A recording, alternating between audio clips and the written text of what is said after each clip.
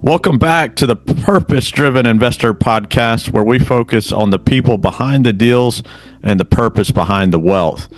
Today, I'm joined by Umaer, founder of Hands On Homes. He's a real estate investor and operator focused on building cash flow first, mission driven businesses with a heavy emphasis on affordable housing, mobile home parks, seller financing, rent to own strategies, and land home packages. He's also a former competitive fighter, as you can see from his background, and he has the mindset where he shows up and how he approaches business and investing and life. At his core, he's driven by a simple mission to be a great husband, a great father, and build wealth that actually matters and help others do the same without burning out and losing themselves along the way. I'm really looking forward to the conversation. Welcome to the show. Awesome. Thanks for having me, Robert. All right, good deal. Well, I like to get started first with these conversations around how did you get started? What's the origin? So let's start there. Tell us about how you got first started in real estate and what drew you to real estate. Cool. Yeah, I had no idea that I would be in the real estate space growing up. I wrestled. I did some boxing. Got into a bunch of trouble early on in life. I got kicked out of high school just for fighting and doing crazy stuff. And I went to an alternative school, and then I finally graduated. And I started doing professional boxing and MMA. You guys can see back here. As an amateur, I had a really good amateur run, I guess you would say. I was 27-0. And as I never wanted to fight for money. I just did it to get out of the drugs, get out of the gangs, all that stuff. And I was so broke that I was like, man, I gotta make money. At the time, I was living with my mom and dad in their basement, trying to help give them some money for rent, and it's just struggling, man. It sucked. My mom and dad wanted me to go to college, so I was paying so much money for community college. At that time, it was a lot of money to me. It was like $350 a credit. I think I needed like 60 credits just to get my associate's degree. And I just remember thinking to myself, what in the hell kind of job am I going to get with an associate's degree? You know, and then I started from like, I did some pro boxing, but you know, you're training all the time, you're putting your body to work, you're taking punishment, and it wasn't fun anymore. It's like, this sucks. You know, so I started learning. My last fight was probably 2015, 14, right? You guys can look up some of my fights on YouTube. I won some. Yeah, you got to check some out. Those are good times in my life, though. Never felt more free. But then I started learning real estate investing from the University of YouTube, man. I was on like things like Bigger Pockets and YouTube, and you know, everyone's selling something. I get the game, you know, so I bought a bunch of stuff. And at the end of the day, it was just information with no implementation. And then, man, I almost gave up. I was driving home from the gym one night and I saw this sign. It said real estate investing group expanding in Virginia. So I'm like, holy smokes, local investors that I can freaking work with. Long story short, I called the number. It wasn't actually local, but they were looking to build a local group here. And I was like, well, I'm hungry. You tell me to jump, I'll say how high. So these guys they made me pay. I didn't have the money, but I put it on 0% credit cards. And instead of going to regular college, I went to this alternative school again that taught me real estate investing. My first deal, and it was like 26 grand. Wow. That I put on credit cards. But you know, when I did that, I got addicted to doing deals with no money out of pocket, right? I put $26,000 on 0% credit cards. And then it took me, because I was like, there's no way I'm going to lose this money I spent. It took me 7.5 months to do my first fix and flip. And I was able to do that deal with $0 out of pocket. And I could talk about structure, but made 43 grand on that deal. Took my profits, paid back the cards, and absolutely blew the rest. Because, you know, I'm in my 20s, right? So I go to these clubs with my friends. I wasn't married at the time. Bought all my friends shots. I don't even drink anymore, right? But I was like, I blew every single dollar. But in my head, I was like, well, shit. I did it once. I mean, I know I could do it again, right? So I got addicted to the game, and I also got really, really motivated that deals can actually be done without my own money. And in that instant, like a light bulb went off where I was like, well, shoot, I don't got to finish college. Like I could actually do this. So then after that, did a couple wholesale deals, did some flips, did some little development, got into short-term rentals. That sucked. Like did all these different things. And back in 2020, I bought my first mobile home park.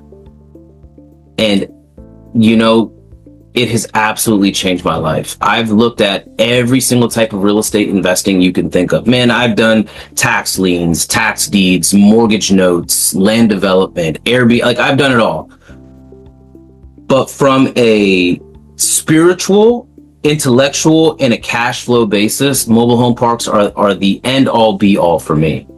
And so mobile home parks and doing my rent to own stuff has created enough cash flow to live off of. And now I'm exploring really being able to provide affordable housing, right? Because a lot of times I think, especially us men, we make money with our head, right? It's all head. It's head driven. It's intellect driven. And then you make a ton of money and you're like, all right, well, what in the hell is next? Like, I'm still not, I thought I'd be happy, but I'm not happy. The missing ingredient is the heart.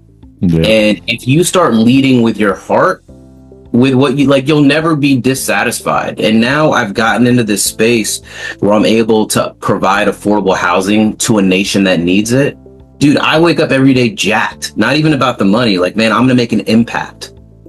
And that's changed my life. I'm so excited about what I do now. Dude, I love that mindset. I'm the same way. I'm 100% focused on mobile home parks, 100% focused on land home deals and providing affordable housing. And as you think about like the impact that you can make, and I have this conversation a lot around like, man, imagine like most of the people that we serve, if we talk about mobile home parks, have never had a landlord that has taken care of them, right? And hey, can we change that trajectory, take care of them, give them a better life, and then what does that do the rest of their life, right? Gives them a step up to then go and make an impact on somebody else themselves, right? Or you think about land home packages, 95% of the people we sell to are first-time homeowners. That's a huge moment in their life, right? And it's like, man, think about that feeling of the first time that you owned a house. And it was I imagine it was a different time than it is today, but that was a special feeling, right? And we're selling a home to somebody that maybe thought they could never have a house, and now they got a house that their family can grow up in, which is cool. Yeah, and I've even taught a lot of my tenants, like, they just don't get basic stuff, right? Like, instead of having your money in a savings account, why not just position it in property? Properties go up in value, money goes down in value. You lose purchasing power every single day you let it sit. And so some of my tenants, it's stuff like they've never heard. So repetition is the mother of all learning, right? So when I'm talking to some of these guys, I'm like, guys, remember what I told you? And then they're like, oh yeah, okay. And then it's just like ingraining that new psychology has helped a lot of my tenant buyers, where now they're like, man, I'm so excited. And like, now that my house is the way I want it, my wife is happy, my kids have a better home. You know, it's a really good feeling when done right. Now, that's not to say there's people who say they'll do something and don't do it. That's not to say that there's bad things that happen. People lie, people steal, cheat. Like, that comes with the territory sometimes. It is what it is. But I have learned not to ever get emotionally involved in what another human being has done, right? Mm-hmm. And so that's helped me a lot in business. So I've learned to lead with the carrot and not the stick. Yep. So I'm always incentivizing good behavior and you know, allowing the buyer to understand the negative consequence if they don't follow through on their own word. And if you ingrain that in them and they trust you, because relationships are all about trust, and you trust them, I'm telling you, you can have a fantastic landlord relationship or owner-buyer relationship. Man, that's great. That's great. I think we've got a lot of synergies here in what we're doing. Talk about, you talked a bit about being a competitive fighter. How does that shape how you think about business?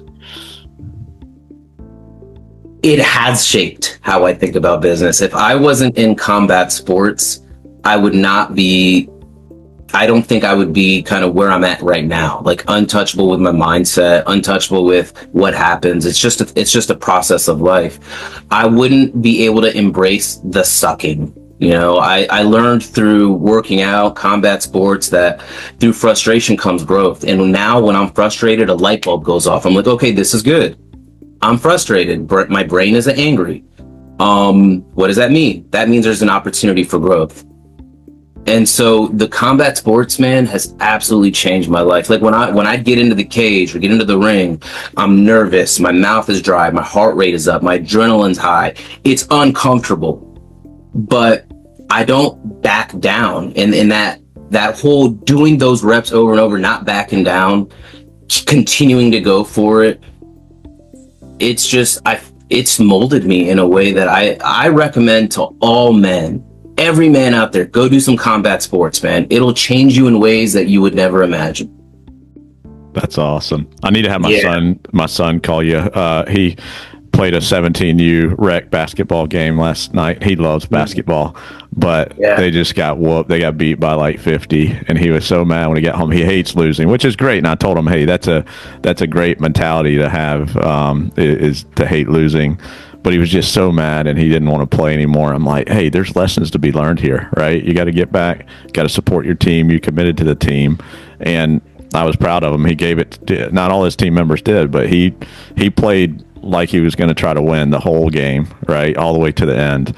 But he was still disappointed because, I think more he was embarrassed because they lost by so much. But there's a lot of lessons to be learned. And no, he's all head, right? That's what. So all of his frustration was here, and that's what men do with our wives too. We're all head.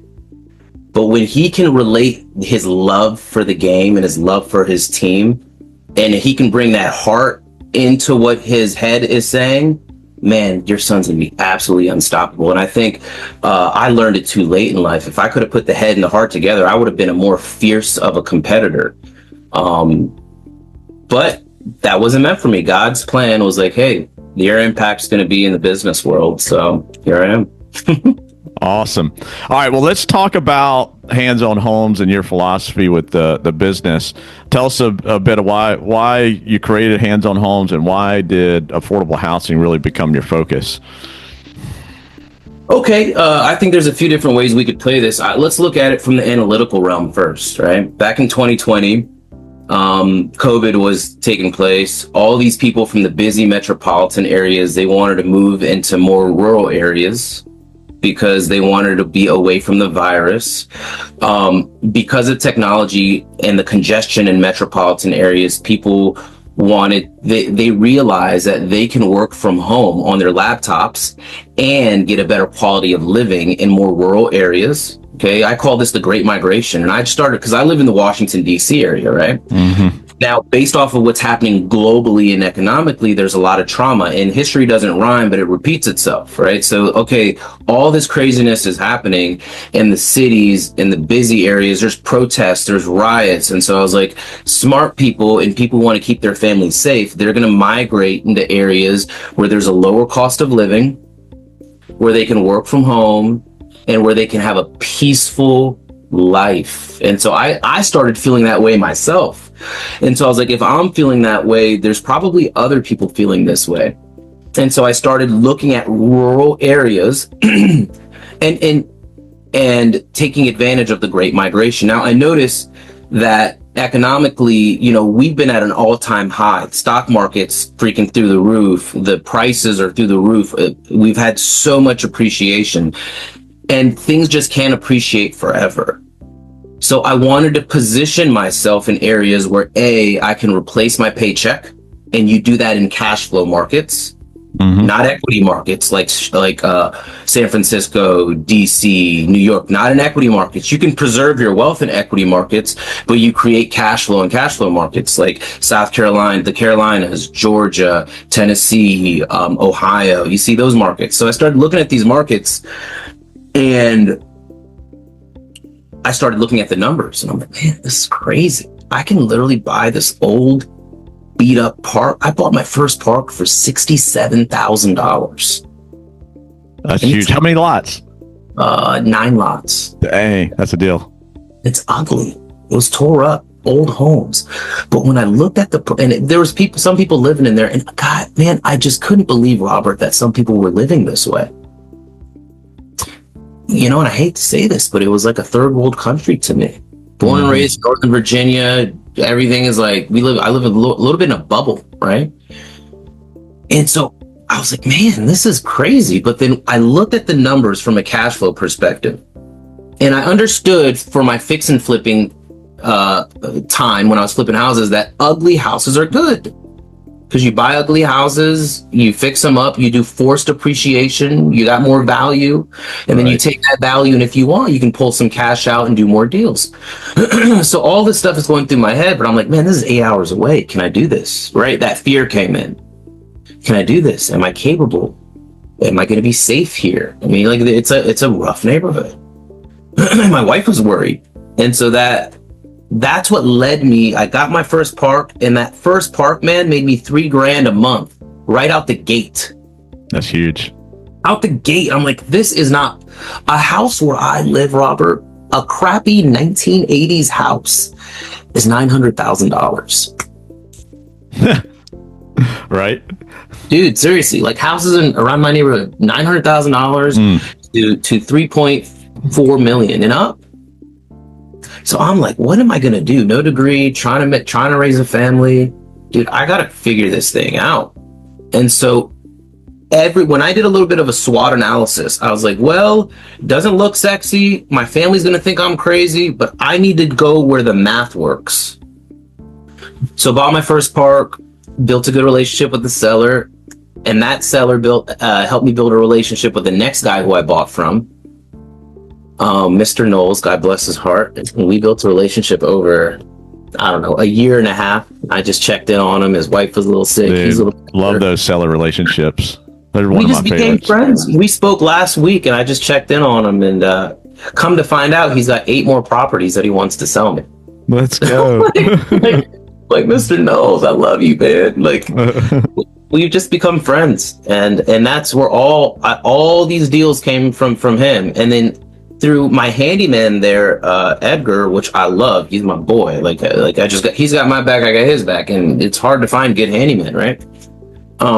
But through Edgar, I met a Miss Levy, and Miss Levy has sold me 12 properties that she's just had, and she's just kind of giving them to me in pieces. And it's all just kind of grew from there. So, and I can tell you though, I mean, you say, oh well, it just grew and such. I think knowing you and having this conversation though, it's all about treating people right, and treat people right, then things just start to roll, right? And he introduced you to the next guy, to the next guy, to the next guy, and you know, it just continues to produce fruit, right? Because you treated people right. And there's no shortcuts, man. It's like for a while in my life, I was like, man, what's a shortcut? Like, what can I do? Man, there ain't no shortcut, right? And if money comes fast, it'll go fast as well, right? It's just one of the rules of life. It's like, you know, you ever heard of the lottery curse? Anyone who hits the lottery loses it or dies or something happens, and then it's like, yeah. Well, all right. So you talked a little bit about secondary markets, which I think is spot on, and rural markets being cash flow markets. What do you think those markets offer that others are missing out on? Well, number one is they offer cash flow. Number two is they offer the ability to actually help someone, right? Like right now in these equity markets where things are overly inflated, people are getting rich without having to do anything, right? They're buying they'll put their money in properties, and because of inflation, they'll go up.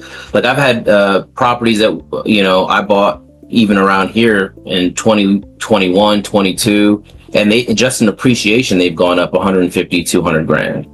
And that's a good thing, right? But it can't keep going on forever. So the best businesses are the ones who provide the most value. And when companies start getting super wealthy just using financial leverage, eventually the dominoes are going to fall. So I think the best place to position yourself right now, if you're a real estate investor, is in the markets that really need us, that need our help, and the people that we can actually provide value to. So I think that's the biggest key good. right now. Mm-hmm. Yeah, that's good. Talk about your current strategies in these markets. You've got mobile home parks, rent to own, seller financing. What all your current strategies currently? Yeah, so I look at mobile home parks as you basically own a whole neighborhood. Isn't that cool? That's like cool.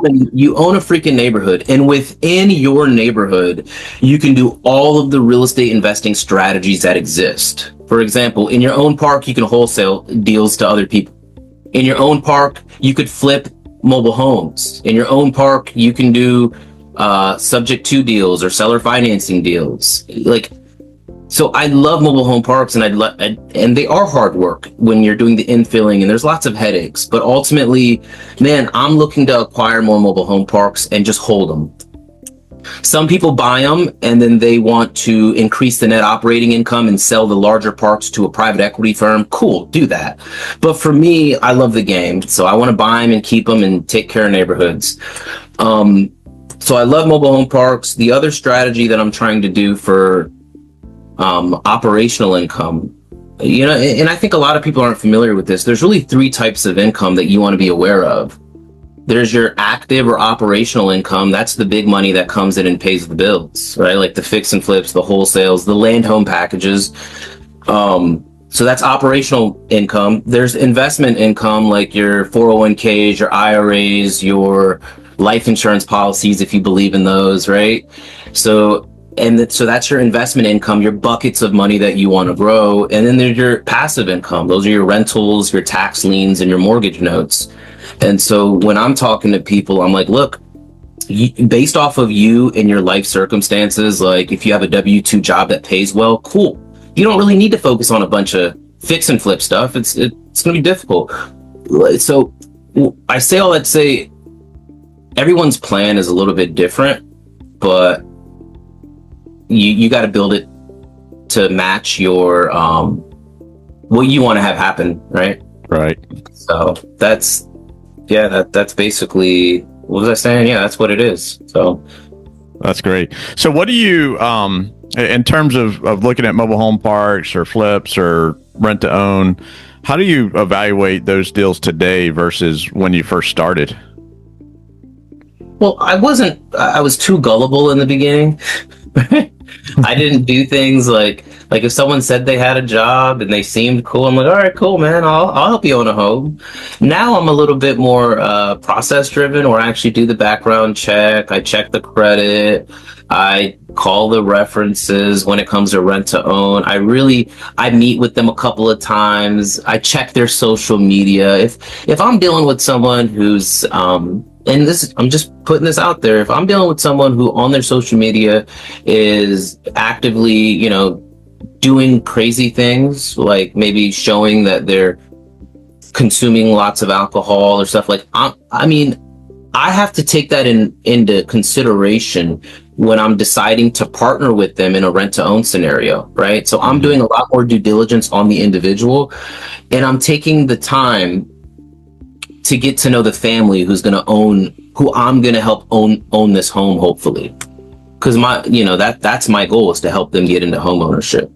So I'm doing that very different than what I did when I first started. My underwriting the deal has gotten a lot better. Like when you're looking at a mobile home park and you're underwriting a deal, sure, sometimes it does make sense on cash flow, but there's things that you miss. Like if there's a well and that well is contaminated, or my due diligence has gotten way better than before, right? If there's an expansion opportunity, I'm gonna call. I didn't know this, but man, I gotta call the zoning. I gotta get the zoning verification letter, them telling me that yes, Umaer, you in fact can expand this park. There's so many it's important.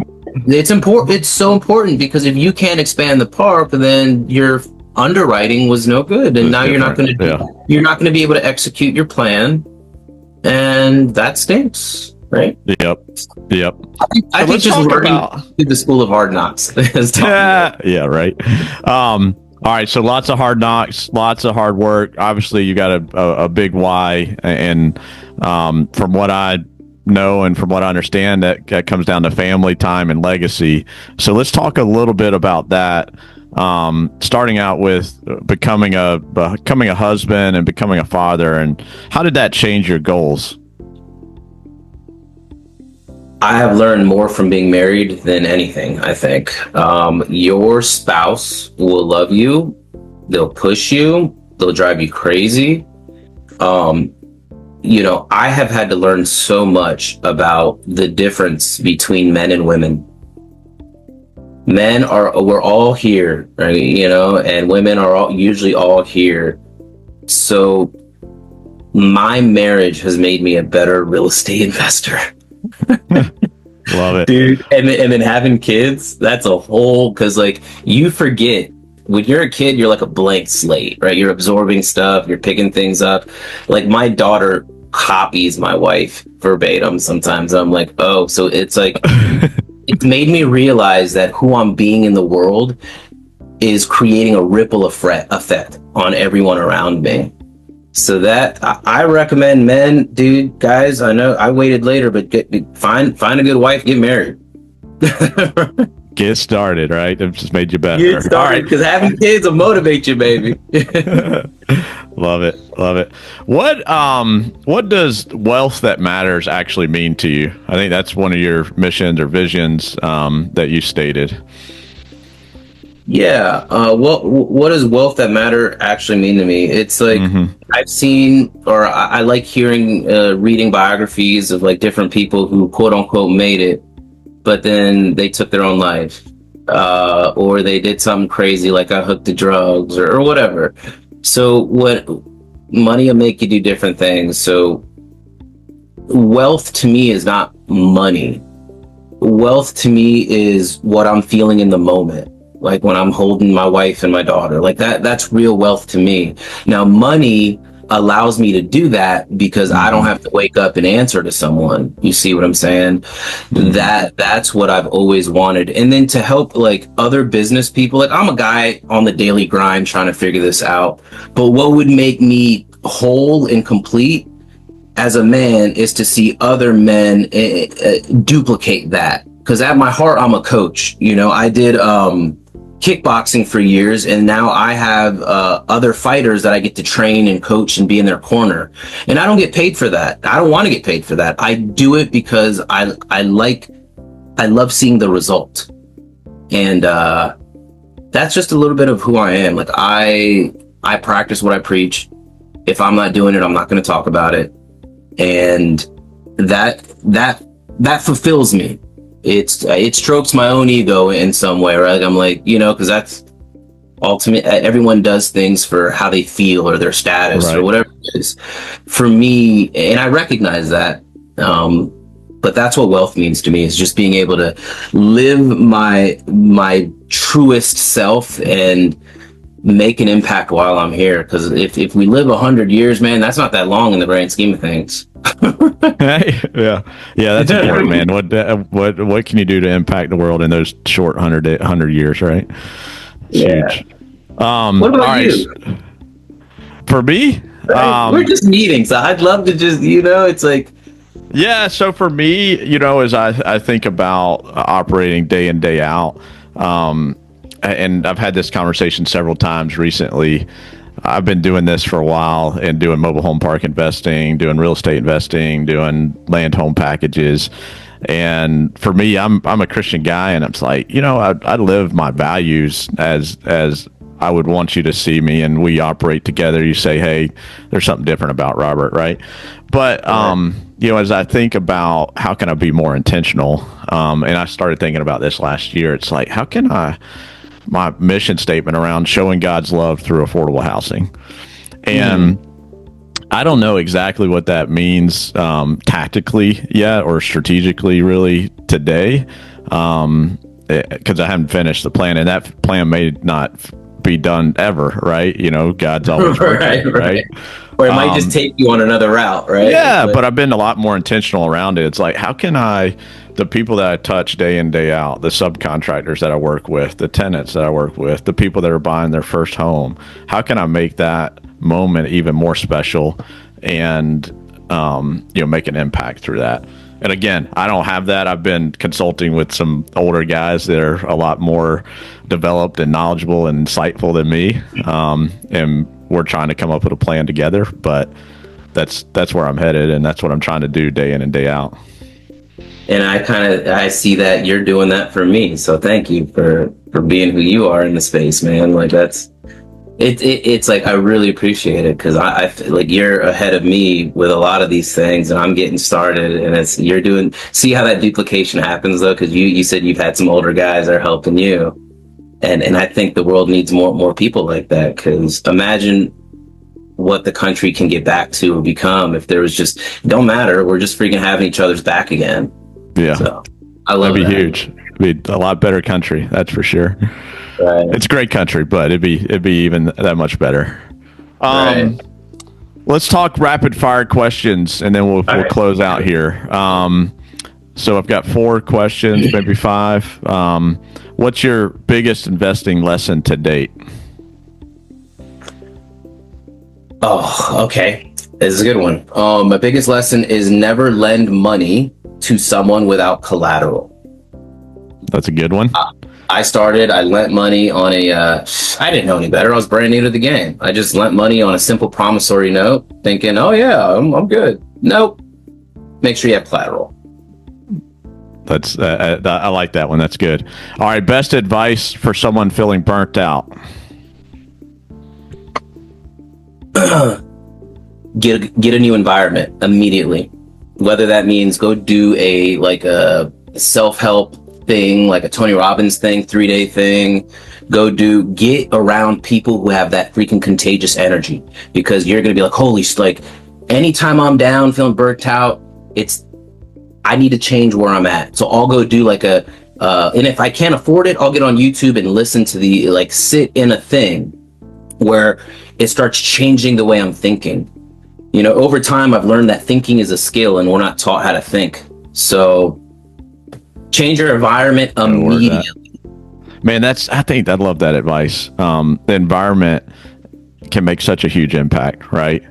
It gets you, like you said, it's going to give you that right energy. It's going to give you the right mindset, and it's going to give you friends that you can talk to and learn from. That's huge. Yeah, I'll never forget this. It is Tony Robbins again. He's had a big force in my life. He goes, what did he say? He says, our lives are a direct reflection of the expectations of our peer group. Our lives are a direct reflection of the expectations of our peer group. So when I started hanging out with people expecting me to do wholesale deals, expecting me to flip, I was like, man, I got to keep up with this environment. So that's why getting around those, I created our own little meetup group here in Virginia. We've got a little over 300 people here. We meet, we do dinners. Let's go. And I didn't have the environment, so I decided to create it. You see what I'm saying? So environment is so important. Awesome. All right, what's next for Hands on Homes? Scaling. I'm a one-man shop right now. I've got a couple 1099 folks who help me, but I've been studying scaling. I've been studying how other businesses grow through mergers and acquisitions. I've been thinking about acquiring some sort of business that does a certain amount of revenue, and really scaling my operations from a one-man shop to a space where I can make a bigger impact. And like you said earlier, I don't know how I'm going to get there yet, Robert, but I'm just been kind of mulling it over in my head. All right, how do I do this? So yeah, I think with your why of making a big impact, you can get there, right? And it's like, you might not have the perfect answer today, but that why will drive you enough to go figure out what that answer is. 100%. All right. Well, I appreciate you joining today. Where can people follow you? I'm on Facebook. I'm on Instagram. I'm on YouTube. If you look at Hands On Real Estate, The YouTube channel, I got to get more active on there. I know I have so much I want to share, but I'm busy in the operations to where I can't really create content. So when you asked me to do this, I was like, man, I'd love to freaking share. I was so excited about just meeting with you. So I hope that people got some value out of our time together today. And if I can help, reach out. All right, good deal. Well, I appreciate you joining. If you guys want to follow along, go and find Umaer online. And appreciate you joining. It was a great conversation. 100%, man. Thank you. Thank you.